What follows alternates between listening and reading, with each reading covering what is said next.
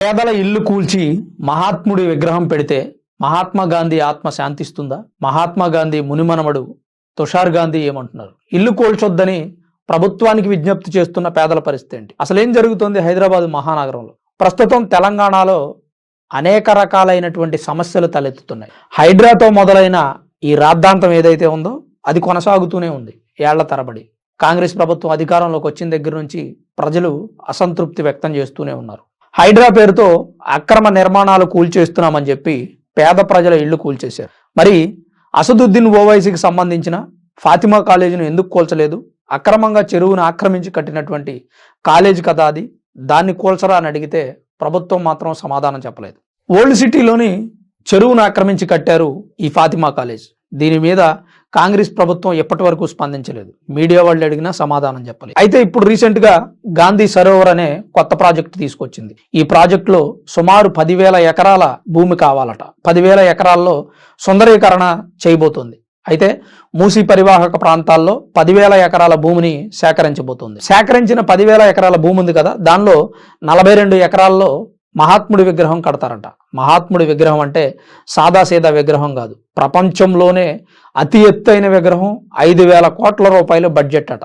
Guinness world record సాధించాలనే ఉద్దేశము లేదా మహాత్మా గాంధీ ఆత్మను సంతోష పెట్టాలనేటువంటి ఆలోచన తెలియదు, కానీ గాంధీ ఆత్మ మాత్రం ఖచ్చితంగా ఘోషిస్తుంది. ఎందుకంటే పేద ప్రజల కోసం ఈ దేశంలో ఉన్న ప్రజలు మగ్గిపోకూడదని బ్రిటిషు వారు బాధలు పెడుతుంటేనే భరించలేక ఎన్నో ఉద్యమాలు చేశారు మహాత్మా గాంధీ. మరి అలాంటిది ఈ దేశంలో ఉన్న ప్రజల మీద ఈ దేశంలో ఉన్న రాష్ట్ర ప్రభుత్వాలు ముఖ్యమంత్రులే అణిచివేయాలని చూస్తుంటే, వారి నివాసాలను దూరం చేస్తుంటే, ఇళ్లు కూల్చేస్తుంటే మహాత్ముడి ఆత్మ ఘోషించదంటారా?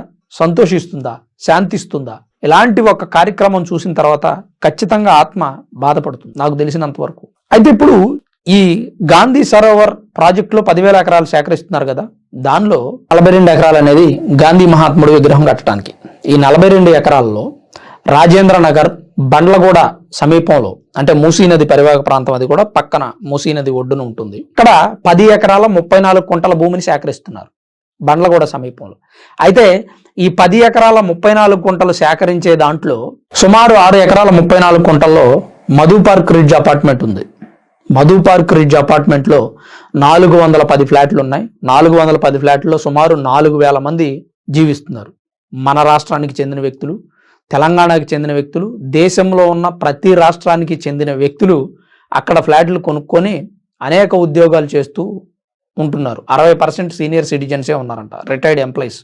ఇప్పుడు ఈ 6 ఎకరాల 34 కుంటల్లో అపార్ట్మెంట్ ఉంది కదా, ఆ అపార్ట్మెంట్ను కూల్చేస్తామని నోటిఫికేషన్ ఇచ్చింది ప్రభుత్వం. అక్కడి ప్రజలు దాన్ని వ్యతిరేకిస్తూ ఉన్నారు. మా ఇళ్లు కూల్చేసి మహాత్ముడు ఆత్మ శాంతిస్తుందా? మహాత్ముడు ఈ దేశం కోసం ఏం చేశాడు?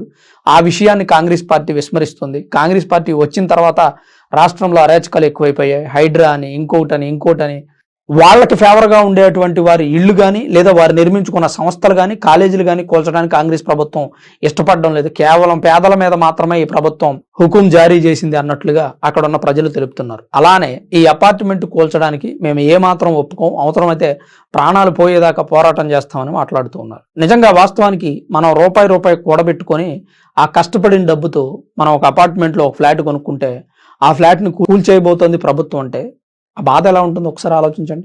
మనం సొంత ఇల్లు అనేది లేదా సొంత ఫ్లాట్ అనేది ప్రతి వ్యక్తి కళ. ఆ కళ నెరవేరింది అనుకునే లోపు ఫ్లాట్లు కూల్చేస్తే సరే, ఎప్పుడో కొనుక్కున్నారు, కొంతకాలం 10-15 ఏళ్ళ నుంచి ఉంటున్నారు అనుకుందాం. ఇప్పుడు కూల్చినా కూడా వాళ్ళ నివాసం ఎక్కడ ఉంటుంది? వాళ్ళకి ఏమైనా ఆల్టర్నేటివ్ మీరు ఏమైనా ఫ్లాట్లు ఇచ్చారా? లేదా డబ్బు ఏమైనా ఇచ్చారా? వేరే చోట స్థలం ఇస్తా అన్నారా? లేదా వేరే చోట ఇల్లు కట్టిస్తా అన్నారా? వాళ్ళ కోసం అది కూడా చేయలేదు మీరు.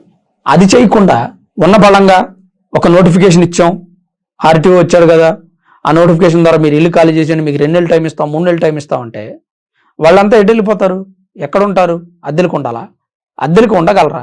అయితే ఇప్పుడు వాళ్ళంతా ఆవేదన వ్యక్తం చేస్తున్నారు మేము ఖాళీ చేయమని. మరి రేవంత్ రెడ్డి గారి ప్రభుత్వం ఈ ఆలోచనను విస్మరించుకుంటుందా? లేదా ఆ మధు పార్క్ రిడ్జ్ అపార్ట్మెంట్ కాకుండా వేరే ప్లేస్లో ఏమైనా కడుతుందా? మధు పార్క్ రిడ్జ్ అపార్ట్మెంట్ ఏమో 6 ఎకరాల 34 కుంటల్లో ఉంటాయి. హైదరాబాద్లో 28 ఎకరాల 29 కుంటలు సేకరించబోతున్నారు.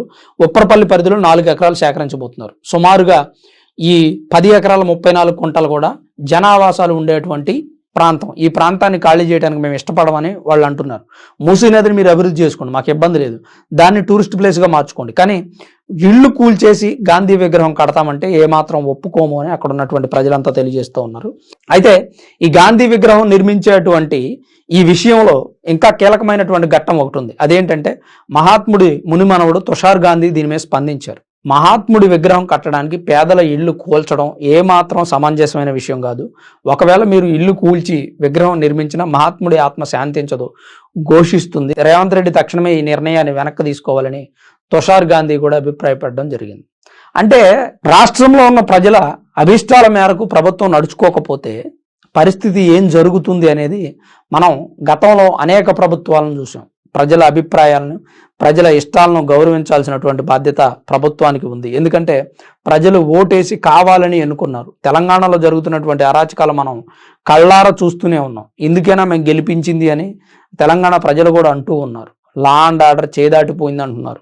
అధికారం ఉందనేటువంటి అహంకారంతో పేద ప్రజల ఇల్లు కూలుస్తున్నారు అంటున్నారు. అధికారాన్ని అడ్డం పెట్టుకొని పేదల మీద దాడి చేస్తున్నారు అంటున్నారు. బాన్సువాడలో జరిగినటువంటి ఘటన ముస్లిమ్స్ హిందువుల మీద దాడి చేయటం, కుమ్మెర మల్లన్న జాతరలో జరిగిన ఘటన అగ్ర కులాల వాళ్ళు పేద కులాల వారి మీద దాడి చేసి పసిపాపన హతమార్చడం, ఒకటి కాదు రెండు కాదు, తెలంగాణ వ్యాప్తంగా జరుగుతున్న ఘటనలను కంట్రోల్ చేయలేకపోతున్నారు అనేటువంటి ఆరోపణలు కూడా ఉన్నాయి. మరి ముఖ్యమంత్రి రేవంత్ రెడ్డి గారు ఇలాంటి వాటి మీద స్పందించి తక్షణమే వాటికి తగిన చర్యలు తీసుకుంటే తప్ప తెలంగాణ గాడిలో పడదు అని బీఆర్ఎస్ నేతలు అయితే ఆరోపిస్తూ ఉన్నారు. రేవంత్ రెడ్డి గారికి పరిపాలన చేత కావట్లేదు, ఈ రియల్ ఎస్టేట్ దందా నడుస్తుంది, ఏదో ఒక ప్రాజెక్టు తీసుకురావడం, భూములు సేకరించడం, వాటిని రియల్ ఎస్టేట్ రూపంలో అమ్మేస్తున్నారు అని బీఆర్ఎస్ నేతలంతా కూడా ఆరోపిస్తున్నారు. మరి ఈ నేపథ్యంలో ఆ నిర్ణయాన్ని వెనక్కి తీసుకుంటారా, లేదా మహాత్ముడి అతిపెద్దైన విగ్రహం నిర్మిస్తారా పేదల ఇళ్ల మీద అనేది పెద్ద ప్రశ్నగా మారింది. మరి రేవంత్ రెడ్డి గారి నిర్ణయాల గురించి కానీ లేదా తెలంగాణ గవర్నమెంట్ గురించి కానీ మీ అభిప్రాయం ఏంటనేది కామెంట్ రూపంలో తప్పకుండా తెలియజేయండి. అలానే మహాత్ముడి మునిమనవుడు తుషార్ గాంధీ స్పందన పైన కూడా మీ అభిప్రాయాన్ని తప్పకుండా కామెంట్ చేయండి. Thanks for watching this video. This is Ram signing off sunrise studios.